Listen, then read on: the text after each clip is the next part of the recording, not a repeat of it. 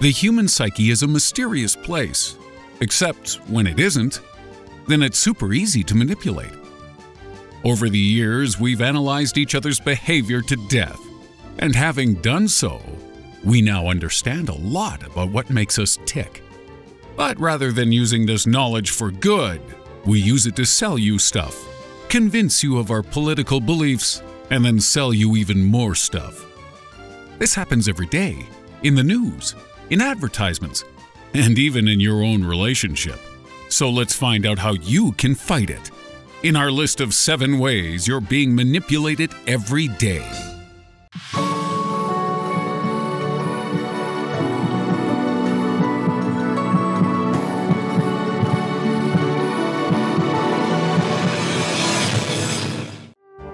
At number 7, confirmation bias. Confirmation bias describes the act of people deliberately searching for information, news stories, or other forms of evidence which back up their pre-existing beliefs. If you believe in climate change, you'll gravitate towards articles which support this view. If you believe it's all a big conspiracy between the liberals and Mother Nature, you'll be more likely to seek out commentary which backs this up instead. Most humans do it, and it's only when you become aware of this bias that you start to make a deliberate effort to expand your horizons and see things from the other side of the fence. However, today, it's actually harder than it's ever been to avoid confirmation bias, and we've got Facebook and Google to thank for that. The algorithms which both of these companies use to target you with stories and advertisements do so based on your prior likes, comments, and search queries, meaning you're forever stuck in some kind of circle-jerk feedback loop of your own thoughts and interests. I guess the only way to cure this is by deliberately searching for the opposite of what you believe. Liberals, start Googling why migrants aren't always so great and nifty. And conservatives, go look up why gay marriage doesn't actually cause thunderstorms. Because if we all did that, we'd all be much more tolerant and far better off as a society. At 6, hot teens in anchoring frenzy. The anchoring bias describes how people give undue significance to the first piece of information they receive about something, regardless of what information comes afterwards. You know how we kicked off this entry by saying hot teens. Well, now you're expecting to see pictures of sexy young athletic teenagers, and you'll be disappointed if you don't get it. I think that means you're a pervert, bub. Let's give you a less gross example. If you're interested in buying a car and its sticker price is $10,000, this is your first interaction with its value. And if you negotiate down to $9,000, you'll see it as a pretty good deal. The car salesman knows this, so they deliberately highball you with an inflated price. To combat this, you could look up the car's average value beforehand, knock a few grand off it, and play the salesman at his or her own game. Or you can just put yourself in a good mood, as those who are happy are less susceptible to the anchoring technique, as are those who are extroverted or people who are closed-minded too. 5. Publication bias. If you're someone who regularly enjoys the torrent of felched sewage delivered by the likes of Fox News, CNN, the Daily Mail, or other tabloid news outlets, you may have noticed that literally everything in the world causes cancer. Eating cheese, not eating cheese, eating a reasonable amount of cheese, thinking about eating cheese. It seems you just can't win. Media uses your own fears to drag you towards its content. This we already know. But did you also know that the studies behind this content are themselves manipulated? Publication bias describes how scientific studies are more likely to be published, read, and attention-grabbing if they produce positive results showing a previously unknown cause or effect, because many of these studies are backed by companies who want you to buy a product related to the study. Did you know steak causes cancer? I don't know if it does, but a vegan meat company has a lot to gain from proving that it does. In the majority of studies, it is often more likely for a research claim to be proven false than true. Yet, if your study results aren't sexy or headline-grabbing, and they show that a particular product doesn't cause cancer or transform your child into an Apache helicopter, the study will likely be ignored by journals in the media, or in some cases, the negative results will be completely omitted. In the year 2000, the British Medical Journal conducted a study which found that 54% of reviews had missing studies, and in 1/4 of them, the studies missing would significantly alter its findings. However, if the BMJ were self-aware, they'd realize that this study in itself was probably biased towards the idea of discovering missing studies. So, if we can't trust a study into the trustworthiness of studies, what can we trust? Magic 8 Ball? Yeah, why not? Number 4. The Decoy Effect. Say someone offers you 20 chicken nuggets for $5 and 10 nuggets for $4. The first price of 20 nuggets for $5 establishes the value and makes the 10 nuggets for $4 seem stupid. So you'll take the better value deal and buy more food than you need. That's why anchoring often works, and that's why we're all so fat.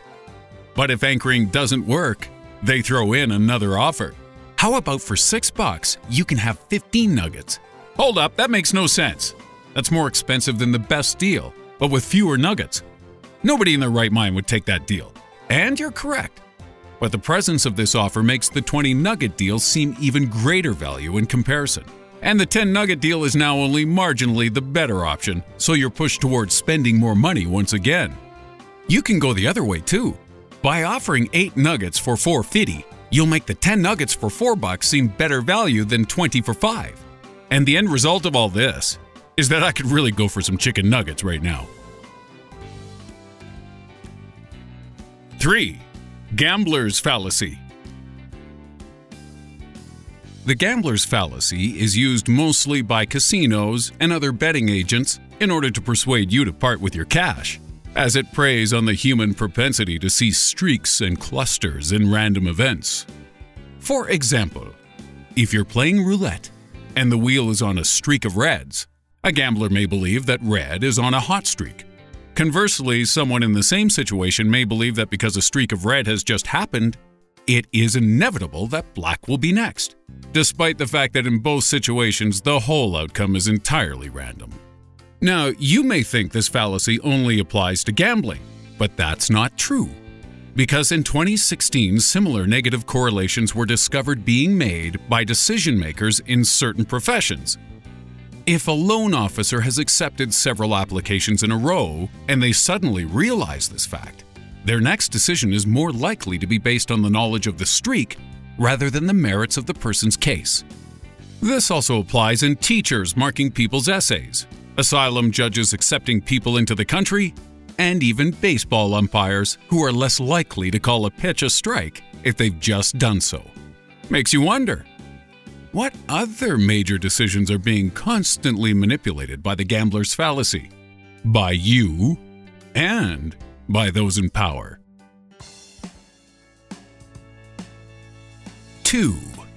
The need to be right. Most people would rather continue doing something that isn't working than admit they were wrong to start in the first place. And this is yet another reason why gamblers find it so hard to give up. They'd rather carry on losing in the hope of winning, rather than admit they were wrong to start gambling in the first place. But spookily, this behavior can also be seen in relationships.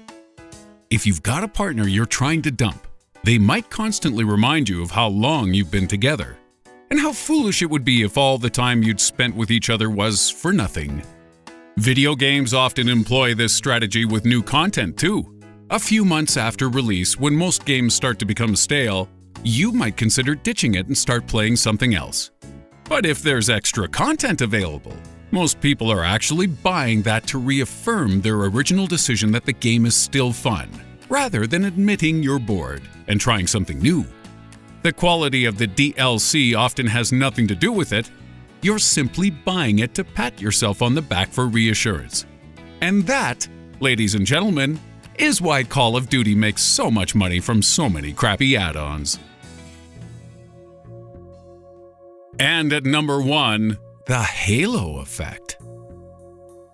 Ever wonder why newsreaders are chosen for their looks? why handsome politicians seem to do well, and why people will do anything for a pretty face? It's because of the halo effect, where humans use a person or object's most outstanding quality to shape their entire view. This effect works both ways, meaning one trait can be used effectively to demonize someone, even if their other traits would make them appealing. And both left and right-wing news outlets use this tactic. But at the risk of politicizing this, let's instead focus on a different example we can all relate to: sandwiches. Subway is often associated with being a healthy brand of fast food, because one or two of their products genuinely aren't that bad for you. However, the halo effect causes you to attribute this healthiness to all of their products and vastly underestimate how calorific they are. And unfortunately, this effect reacts in an opposite manner to anchoring. So if you're feeling happy, you're more likely to accept the halo effect and snarf down a whole tray of meatball subs before you realize you've lost your feet to diabetes. And that's our list.